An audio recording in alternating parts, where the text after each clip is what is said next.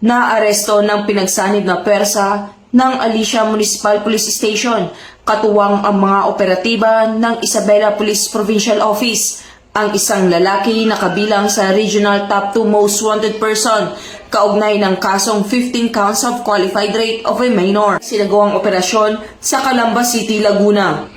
Kinilala ang suspect na si alias Michael, 36 anyos, construction worker, at residente ng City of Ilagan, Isabela. Ang pagkakaaresto ay sinagawa sa bisa ng warrant of arrest na inilabas ng Regional Trial Court Branch 18, Ilagan City, Isabela noong Disyembre 19, 2025 para sa nasabing kaso.